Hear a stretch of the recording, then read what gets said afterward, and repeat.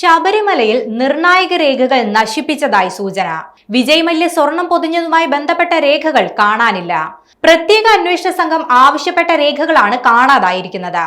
Thiruvithamkoor Devaswom board ഉദ്യോഗസ്ഥർ നടത്തിയ പരിശോധനയിൽ രേഖകൾ കണ്ടെത്താനായിട്ടില്ല. രേഖകൾ നിരന്തരമായി ആവശ്യപ്പെട്ടിട്ടും പ്രത്യേക അന്വേഷണ സംഘത്തിന് കൈമാറിയിട്ടില്ല. സ്വർണ്ണക്കൊള്ളയുമായി ബന്ധപ്പെട്ട അന്വേഷണം നിർണായക ഘട്ടത്തിലേക്ക് പോകുന്നതിനിടെയാണ് 1998-99 കാലഘട്ടത്തിലെ രേഖകൾ നഷ്ടപ്പെട്ടിരിക്കുന്നത്. വിജയ് മല്യ ശബരിമലയിൽ സ്വർണം പൂശിയതുമായി ബന്ധപ്പെട്ട രേഖകളാണ് കാണാതായത്.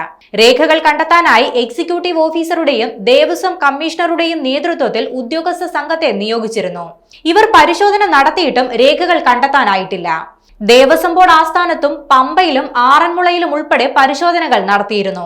ഇതിൽ ദുരൂഹതയുണ്ടെന്ന് നിലവിലെ ദേവസ്വം ബോർഡും സംശയിക്കുന്നുണ്ട്. ഏതെങ്കിലും തരത്തിൽ രേഖകൾ നശിപ്പിക്കപ്പെട്ടിട്ടുണ്ടോ എന്നാണ് സംശയിക്കുന്നത്. ഉദ്യോഗസ്ഥരോട് രേഖകൾ നിരന്തരം ആവശ്യപ്പെട്ടിട്ടും നൽകാതെ വന്നതോടെയാണ് വിവരങ്ങൾ പുറത്തുവരുന്നത്. അതേസമയം ശബരിമലയിലെ സ്വർണ്ണക്കൊള്ളയിൽ പ്രതിയും മുൻ അഡ്മിനിസ്ട്രേറ്റീവ് ഓഫീസറുമായ മുരാരി ബാബുവിനെ SITക്ക് കസ്റ്റഡിയിൽ നൽകുന്നതിൽ കോടതി തീരുമാനമെടുക്കും.